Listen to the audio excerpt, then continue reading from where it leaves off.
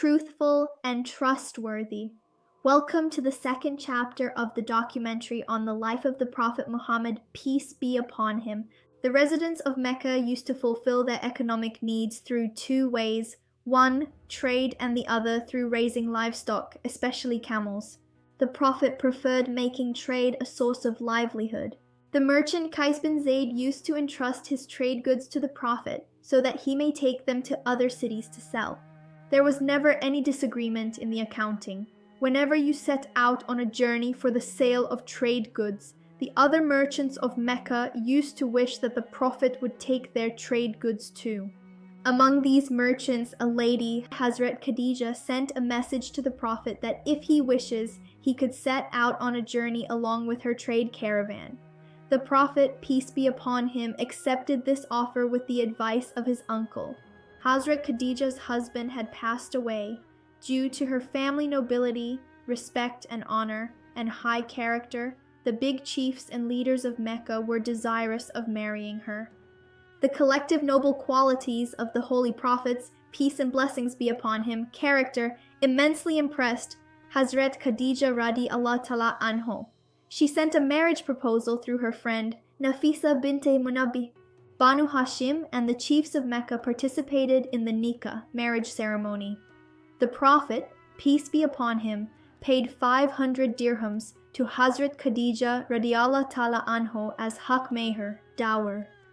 These traditions are also found that 20 camels were given as haq meher. In the year 605 CE, while the Prophet, peace be upon him, was 35 years old, two unpleasant incidents occurred in Mecca. The first is that the Holy Kaaba caught fire, and the second is that a flood washed away some of its parts, due to which the Holy Kaaba suffered substantial damage. The 10 tribes of Quraysh decided that funds should be collected from the people, and with the help of public funds, the Holy Kaaba should be repaired. The Roman architect to whom the repair work was entrusted advised that instead of repairing, the Holy Kaaba should be completely demolished and built anew. The elders of Quraysh, after consultation, gave the approval to demolish the Holy Kaaba, and the Roman architect started his work without delay.